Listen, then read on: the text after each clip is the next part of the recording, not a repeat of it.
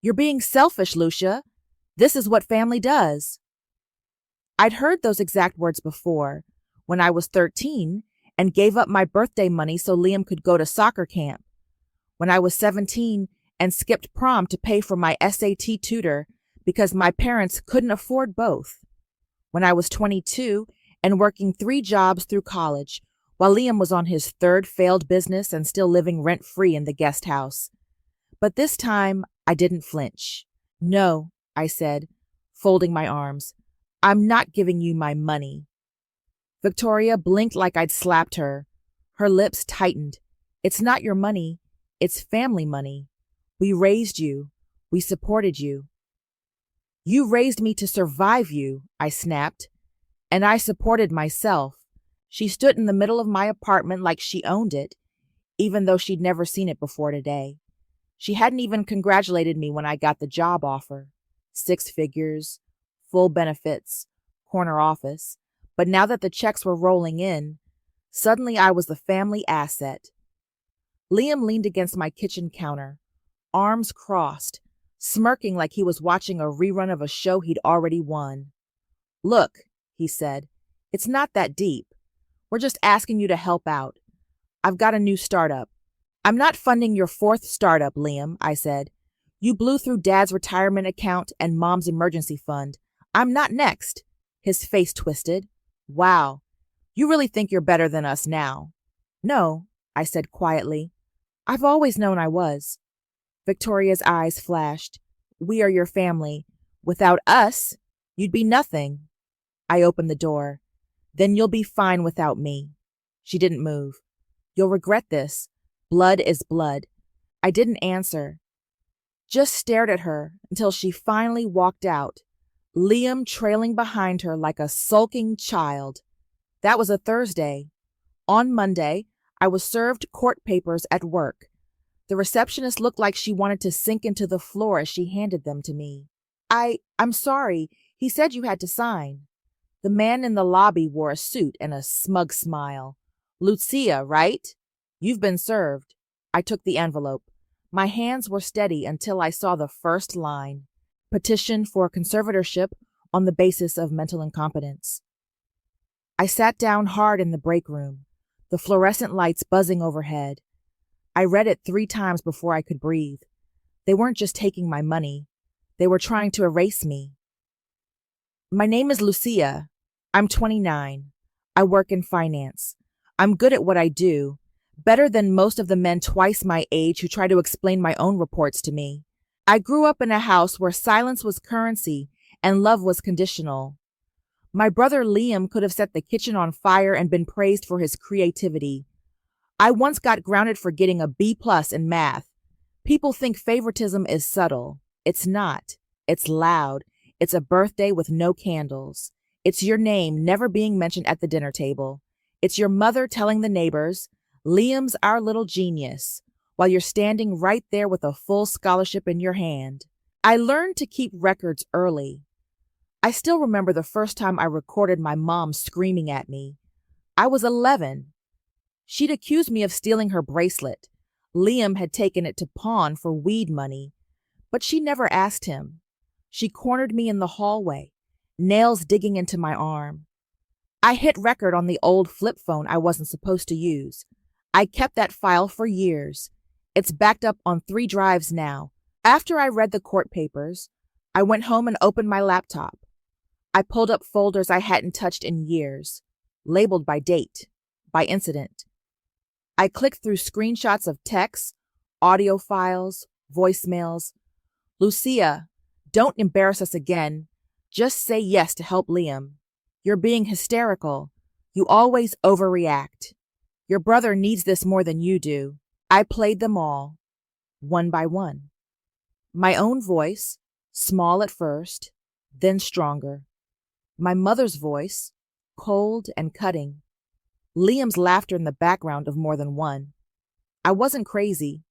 I'd just been raised by people who needed me to think I was.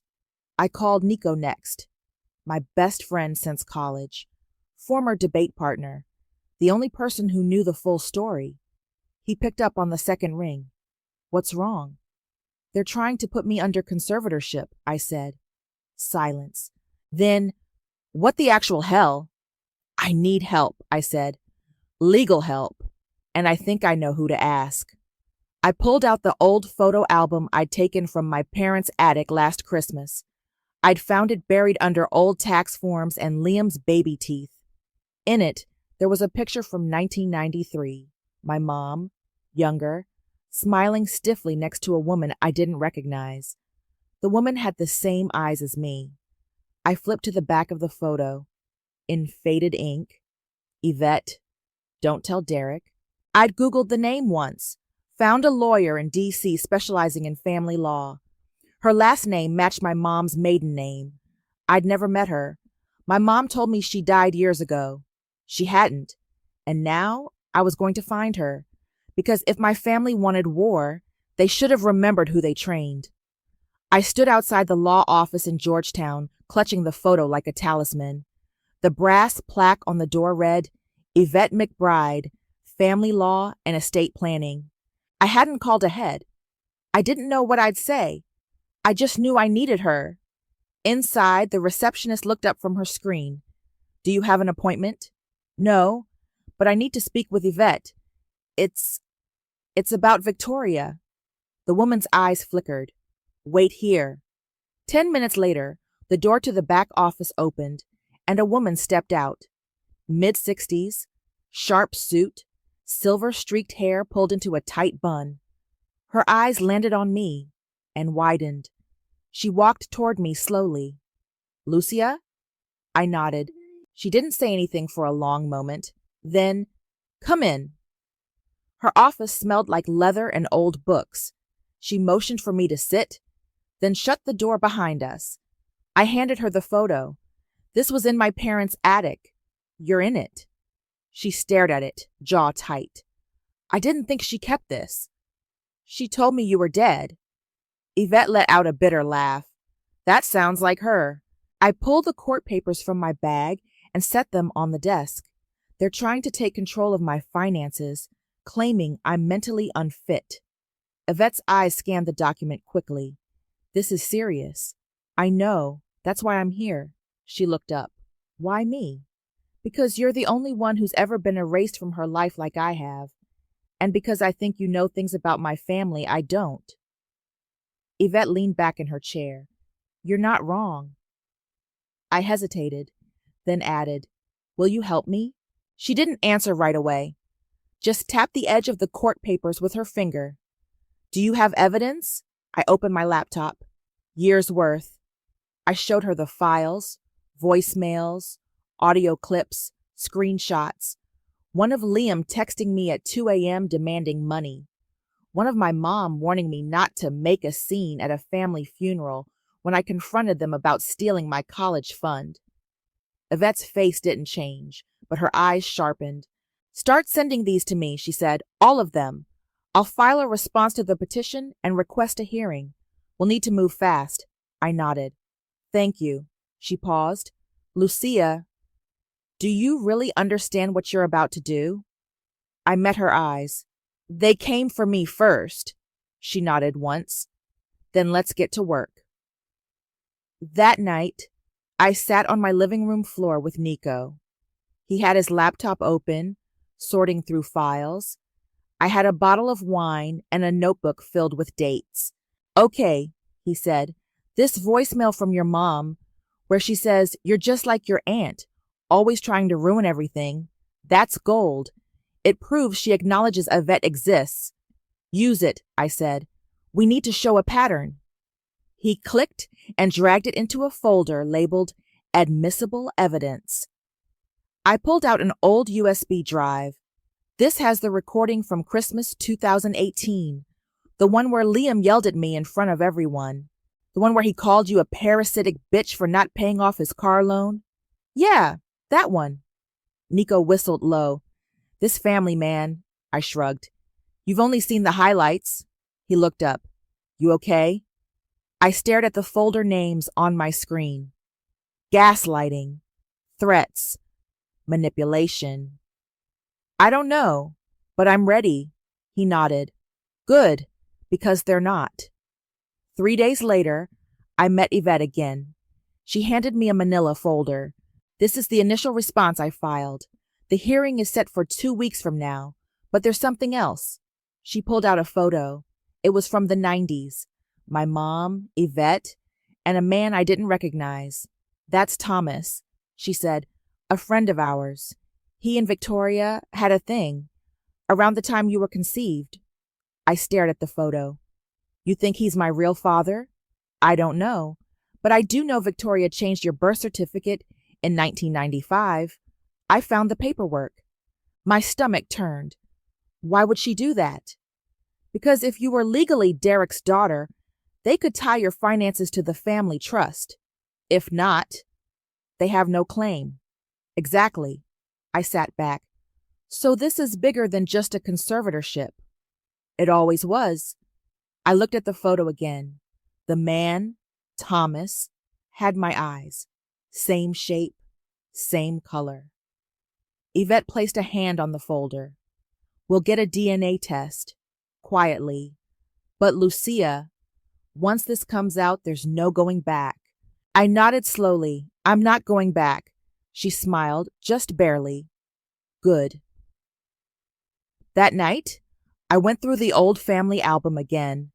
Tucked behind a picture of Liam's high school graduation was a sealed envelope, my name on the front.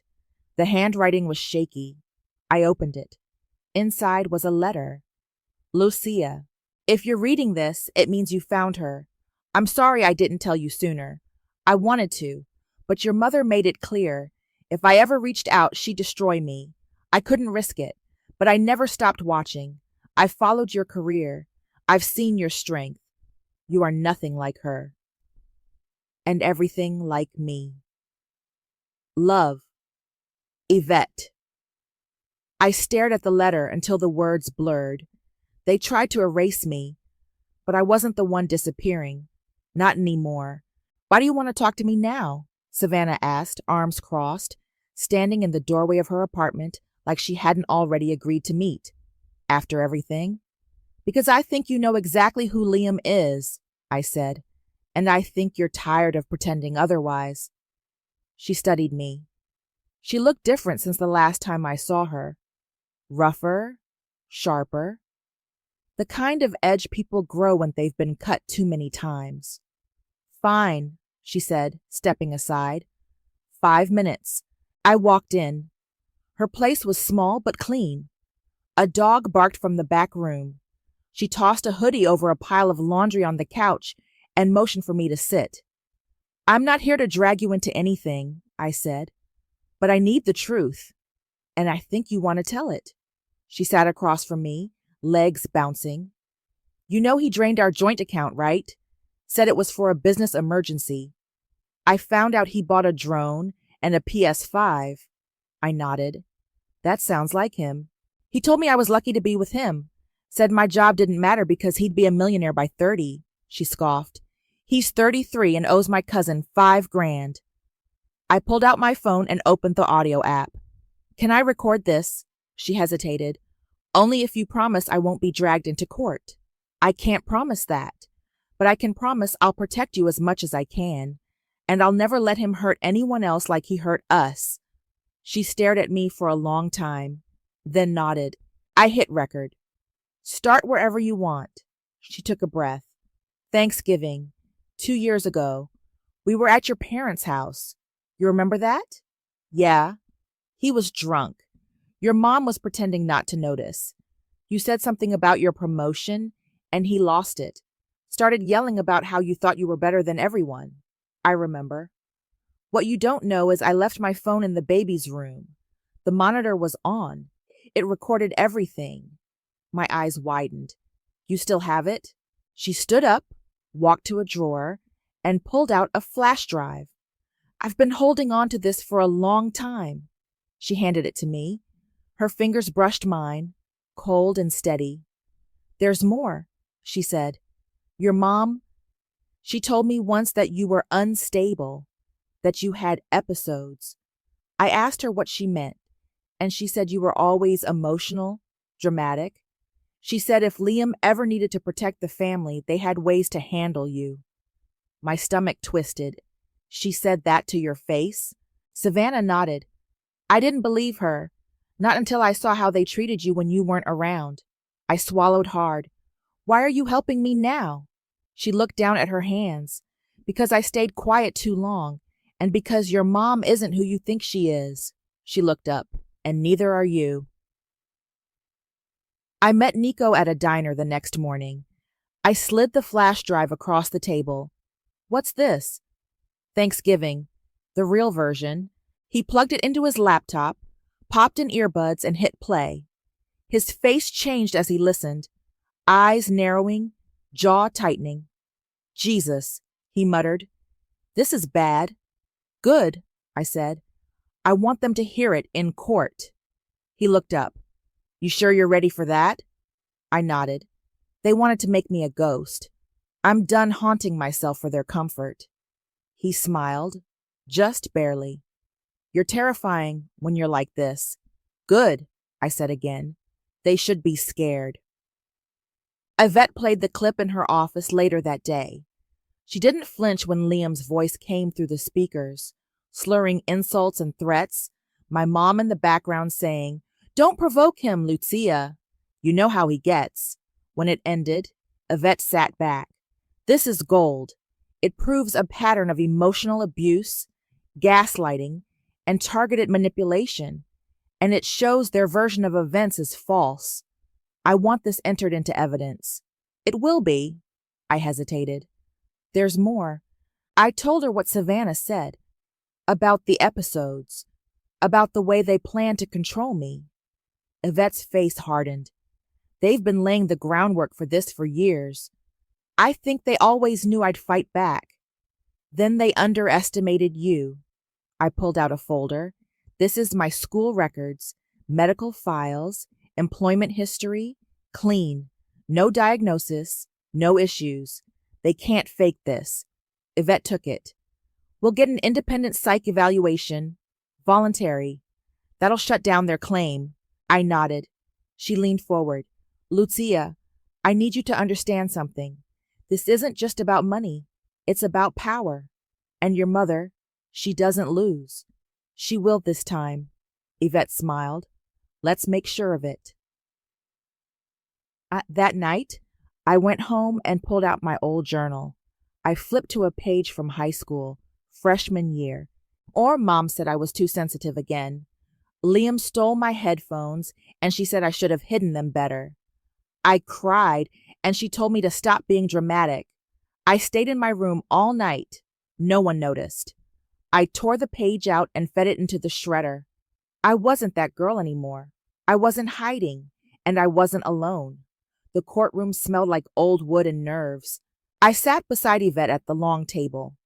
Across from us, my parents and Liam looked like they were posing for a family Christmas card, matching outfits, fake smiles, the whole act. Victoria even wore pearls. Judge Reese entered, and everyone stood. She was tall, lean, and didn't smile.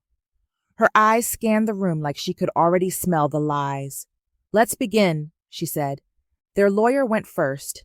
Some guy named Carson, all smug confidence and polished shoes. He stood and gestured toward me like I was Exhibit A.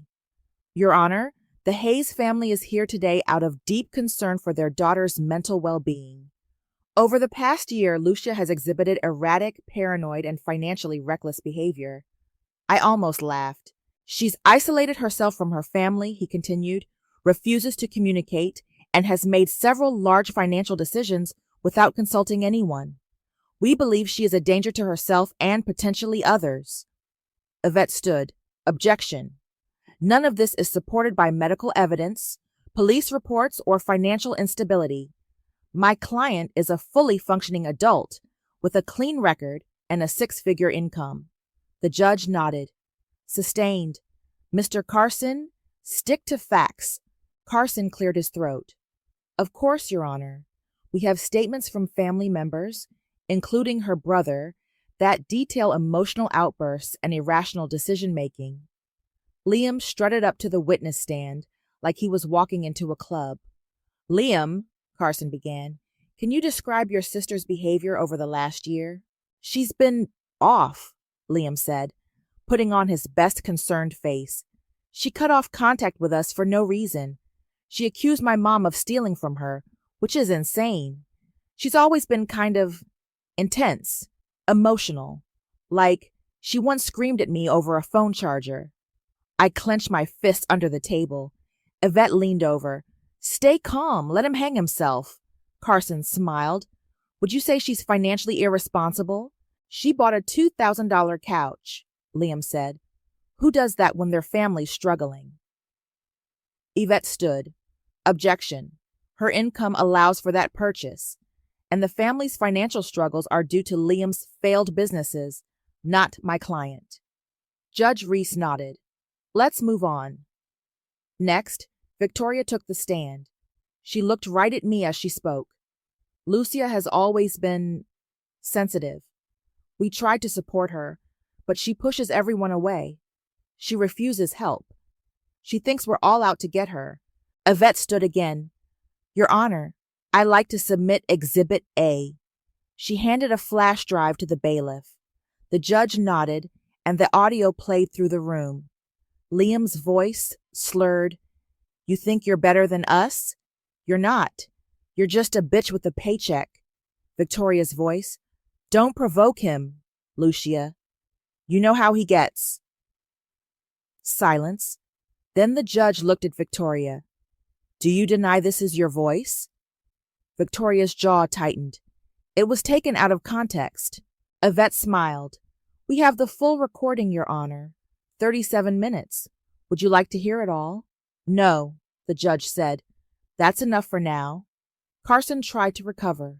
That was a private family moment, and it shows a pattern, Yvette said, of emotional abuse, gaslighting, and manipulation.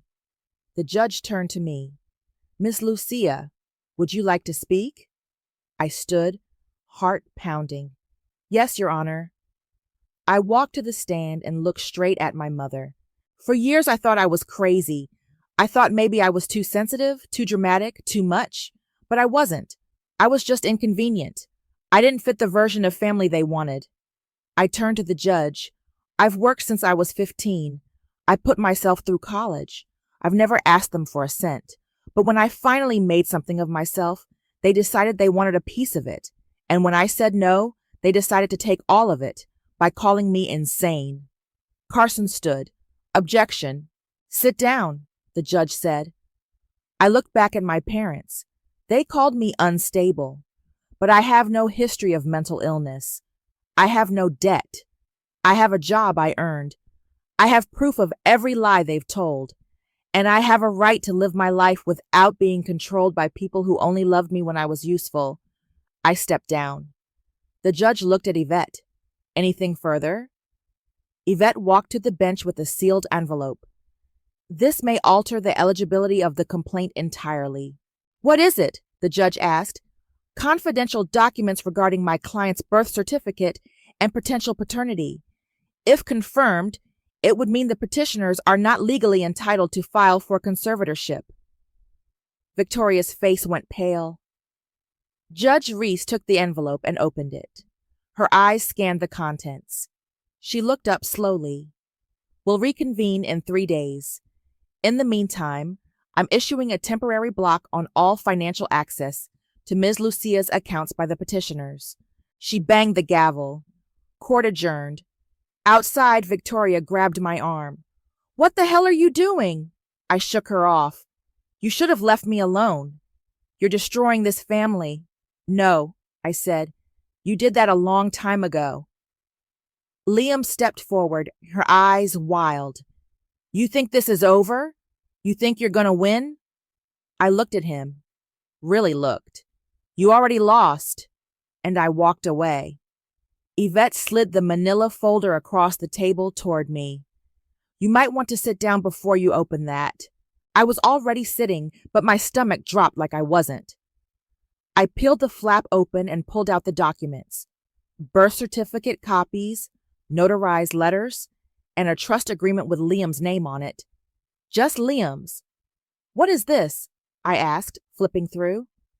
The original version of your birth certificate. Yvette said, and the one Victoria submitted to the court in 1995. I froze. Why would she change it? She needed you to be Derek's daughter, legally, because of the family trust. I looked up. So I'm not? Yvette nodded slowly. There's a strong chance you're not biologically related to him. I'm waiting on the DNA results to confirm. I stared at the paper. They built a trust fund and left me out. Correct. The trust was created using money from your maternal grandfather. It was supposed to be split between both children, but Victoria funneled everything into Liam's name. She used your legal status as leverage to make it look clean. I rubbed my temples. So they stole my inheritance, and now they're trying to steal the rest. Yvette leaned in. This is financial fraud, and if the DNA confirms what we suspect, their entire case collapses. I nodded. What happens to the trust? If you're not Derek's daughter, you were never legally part of the contract, but we can sue for restitution, especially if we prove Victoria manipulated the documents. I closed the folder. Let's do it. 2 days later, I was back at the house. Court-mandated mediation. One last attempt to resolve things privately. I didn't want to be there, but Yvette said it was strategic. Let them show their hand. The house smelled the same, like lemon cleaner and lies. Victoria greeted me with a fake smile. Lucia, you look tired. You look desperate, I said, stepping inside. Derek was in the living room, clutching a mug like it was a lifeline. He didn't meet my eyes. We sat. The mediator, a woman in her 50s with a calm voice, opened her notebook. Let's begin. Victoria went first. We're here because we love our daughter and want what's best for her. She's clearly under a lot of stress and making irrational decisions. I snorted. Like not giving you my money? Like cutting off her family and accusing us of theft. I looked at the mediator. Can I respond? She nodded. I pulled out a printed email. This is from 2017. My mom asked me to co-sign a loan for Liam. When I said no, she called me a selfish little girl and said I'd regret it. I slid it across the table. Victoria's face stayed blank. That was taken out of context. I pulled out another. This is a text from Liam threatening to ruin me if I didn't send him $5,000. Derek finally spoke. Lucia, you're blowing this out of proportion. I turned to him. Did you know? He blinked. Know what? That I'm not your daughter. Silence. Victoria's face went white. Derek looked at her, then back at me. What are you talking about? I pulled out the photo of Thomas.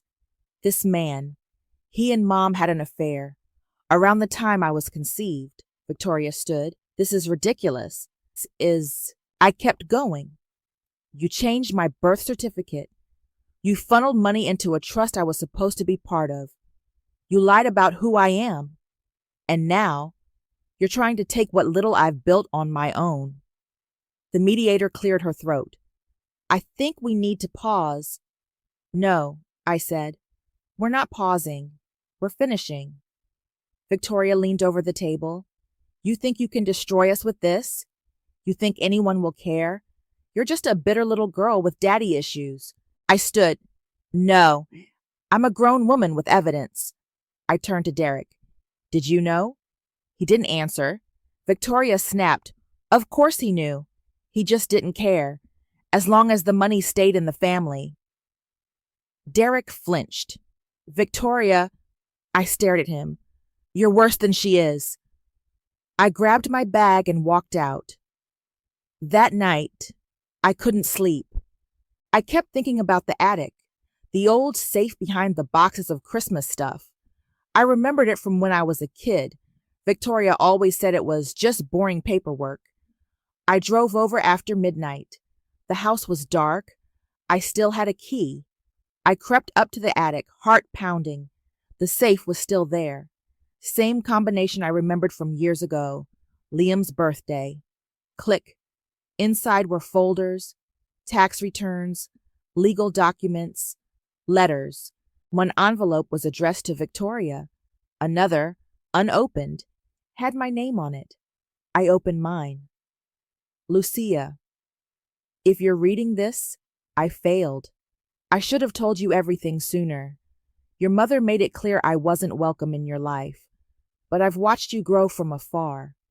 You're stronger than she ever imagined, and I'm sorry you had to be. You deserve the truth. You deserve peace, and you deserve every cent they tried to steal from you. Love, Yvette. I sat on the attic floor holding the letter. They tried to erase me, but I found the proof, and soon the world would see it too. The courtroom was packed, word had spread, maybe because Savannah posted a cryptic tweet about finally telling the truth. Maybe because people love watching a golden family fall apart in real time. Either way, the gallery was full when we walked in. Yvette looked calm.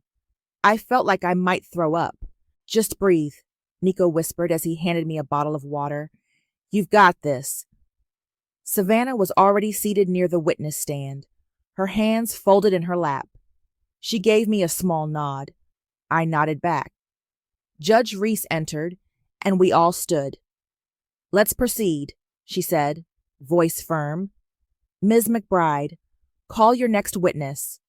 Yvette stood. We call Savannah Dawson. Savannah walked up, swore in, and sat down. She looked smaller up there, but her voice didn't shake once. Savannah, Yvette began, how long were you in a relationship with Liam? 3 years, she said, on and off. Can you describe the dynamic between Liam and his family? Savannah nodded. They treated him like he could do no wrong, his mom especially. He'd mess up and they'd twist it into someone else's fault, usually Lucia's. Yvette handed her a small recorder. Do you recognize this? Savannah pressed play. Liam's voice crackled through the speaker. She thinks she's better than me. That money should have been mine. I swear to God, if she doesn't give it up, I'll make her life hell. She won't see it coming. Gasps rippled through the courtroom. Victoria's face turned to stone. Yvette turned back to Savannah. When did you record this? Last year. He didn't know I left my phone on. Did you ever witness any financial misconduct? Savannah nodded. He used my name to open a credit line. When I confronted him, he said his mom would cover it. And she did. Judge Reese leaned forward. Did Victoria know it was fraud? Yes.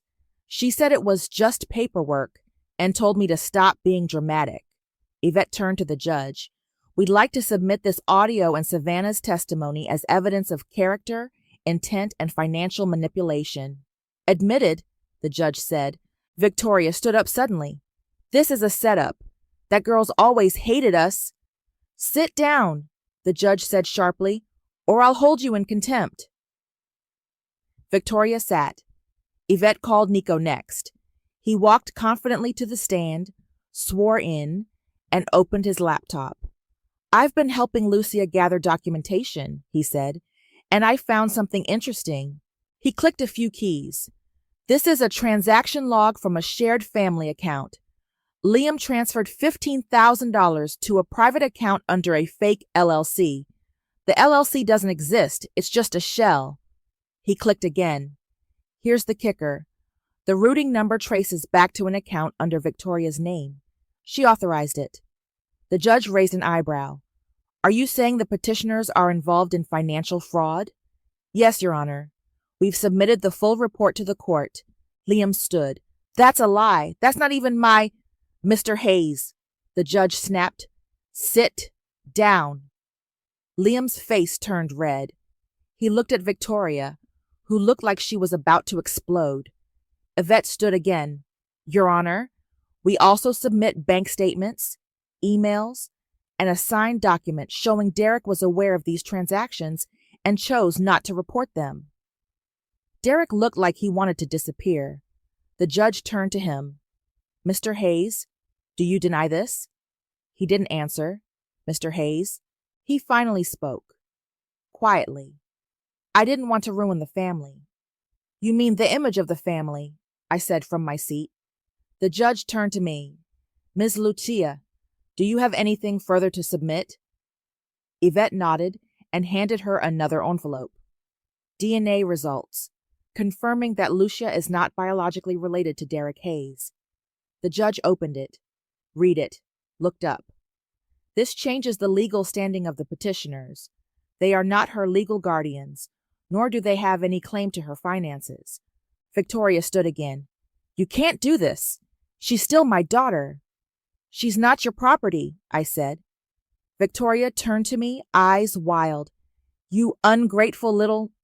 Enough, the judge snapped. One more outburst, and I will clear this courtroom. Victoria sat, shaking. Yvette turned to the judge. We're requesting the petition be dismissed with prejudice, and we're filing for damages for defamation, emotional distress, and attempted financial exploitation. The judge nodded. I'll take a brief recess. We'll reconvene in 30 minutes for a ruling. In the hallway, Liam cornered me. You think this is over? He hissed. You think you won? I didn't flinch. I didn't win. You lost. All on your own. You ruined everything. No, I said. I exposed everything. You ruined it. He stepped closer, but Yvette appeared behind me like a ghost. Step back, Liam. He backed off, eyes burning. Yvette looked at me. You okay? I nodded. Let's finish this. Back in court, the judge returned with her ruling. The court finds the petitioners acted in bad faith. The conservatorship request is denied and dismissed. Furthermore, the court is referring this matter to the district attorney's office for potential criminal investigation into financial fraud and perjury. Victoria gasped. Liam cursed under his breath. The judge raised her gavel. It's no longer a matter of family. This is a matter for federal prosecution. Bang! Court adjourned. The courtroom was dead silent when Yvette stood up with the DNA envelope in her hand.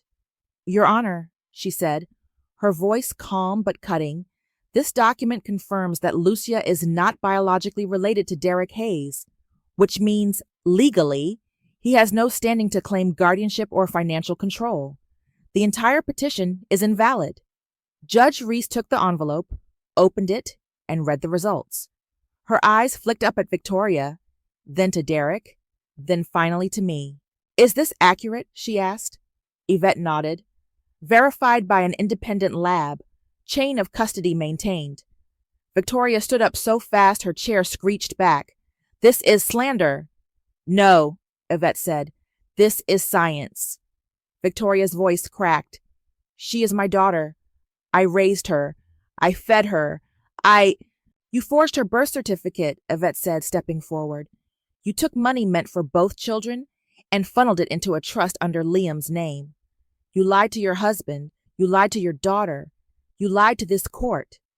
Derek finally spoke, voice low. You told me she was mine. Victoria turned on him. You knew. You said it didn't matter. I said I didn't want to know, he snapped. You made the choice to lie. I just let you. Yvette turned to the judge. Your Honor, in addition to the dismissal of the petition, we are submitting evidence of financial misconduct, falsification of legal documents, and perjury. She handed over a thick folder. Judge Reese flipped through it. This is substantial, and, Yvette added, we are requesting damages for emotional distress, defamation, and attempted financial exploitation. My client has suffered professionally and personally due to this case. Victoria's face twisted. She's not a victim. She's vindictive. She's always been jealous of Liam. She's always tried to tear this family apart. I stood up. You tore it apart when you chose him over and over again. When you told me I was too emotional, too dramatic. When you let him scream at me and called it just boys being boys. When you told the world I was crazy just because I stopped letting you control me. Victoria lunged forward. I gave you everything. No, I said. You took everything. And now you're mad I survived it. A bailiff stepped between us. Victoria backed away, breathing hard. Yvette turned back to the judge. We request a formal ruling. Judge Reese nodded. The court finds in favor of the respondent, Lucia. The petition is dismissed with prejudice. Damages will be awarded pending a separate hearing. The court is also referring this case to the district attorney for further investigation. She banged the gavel. Victoria screamed, actually screamed. You ungrateful bitch! You ruined us! I didn't flinch. I didn't move. I just watched her fall apart. Liam tried to pull her away, but she shoved him off. This is your fault too.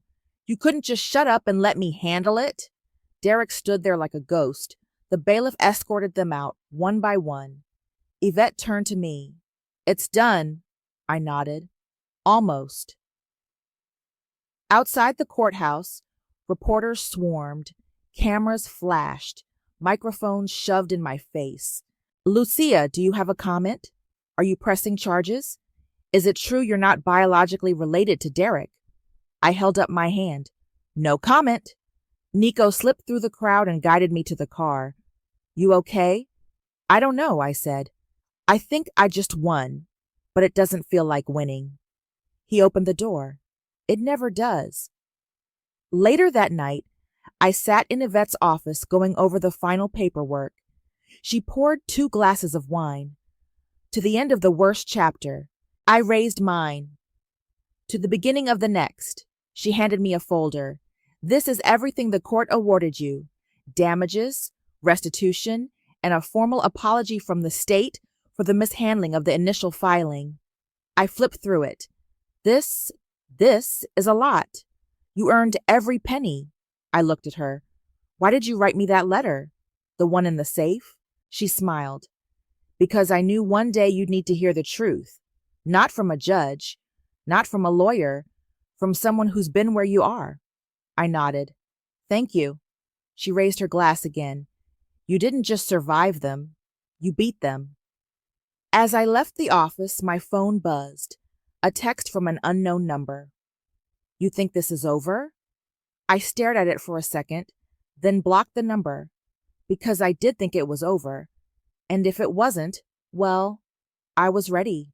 The wind whipped through the cemetery trees as I stepped onto the gravel path. The sky was gray, not dramatic, just tired, like it had seen too much. I found the grave easily.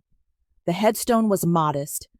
Thomas Reeves, beloved friend, 1965-2000. I crouched down and wiped a few dead leaves from the stone. I don't know if you ever knew about me, I said quietly, but I know about you now. I pulled a folded piece of paper from my coat pocket and placed it at the base of the stone. It was a copy of the DNA results, not because he needed proof, but because I did. I'm not here for closure, I added. I'm just here. Behind me, footsteps crunched. I turned to see Yvette, holding 2 coffees. Didn't think you'd come, I said. I owed him, she replied, handing me a cup. And I owed you. We stood there for a minute, sipping in silence. I started the paperwork, I said. For the scholarship fund, she smiled. Under his name? Yeah, for kids like me, the ones who were invisible in their own homes, she nodded. He would have liked that. I looked at her. You think he would have liked me? Yvette didn't hesitate. He would have loved you. Back at my apartment, the boxes were stacked against the wall. Not moving boxes, donation boxes. I was clearing out the last pieces of the life I built to survive them. Old awards they never came to see. Photos I used to pretend meant something.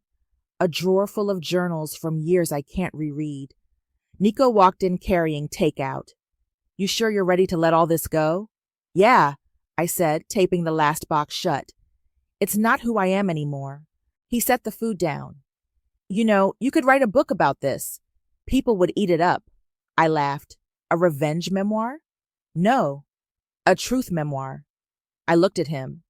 You think anyone would care? He shrugged. Doesn't matter. You'd be telling your story, not theirs. I walked over to the desk and pulled out a fresh notebook. On the first page, I wrote, "This is not about revenge.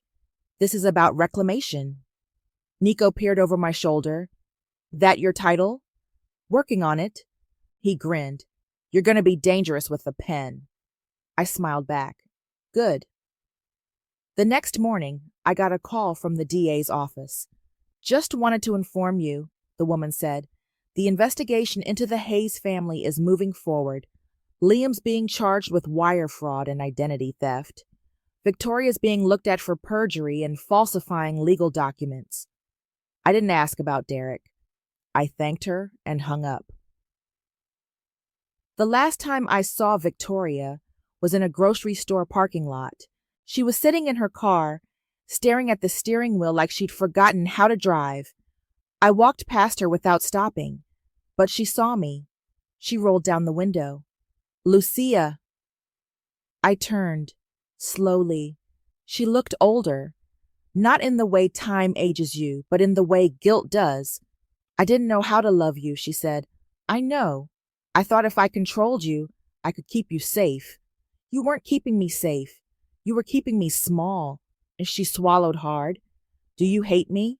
I looked her in the eyes. No. Her face crumpled. But I don't forgive you either, I added. Not yet. She nodded. I don't expect you to. I turned and walked away. She didn't stop me. That night, I sat on my balcony with Yvette and Nico. The city lights blinked below us. We passed a bottle of wine back and forth. You know, I said, I always thought justice would feel cleaner. Yvette chuckled. It never is. It's like, I won, but I still lost something. You lost the illusion, Nico said. That's always the hardest part. I nodded. But I gained something too. Your freedom, Yvette said. No, I said. My name. They looked at me. I pulled out the official document I'd picked up that morning. Name change approval. My birth father's last name. It's mine now, I said. All of it. Yvette raised her glass. To Lucia Reeves. To truth, Nico added. I clinked their glasses, and for the first time in my life, I didn't feel like I was surviving. I felt like I was living. I didn't burn their empire down for revenge. I did it so they'd stop pretending they ever built it.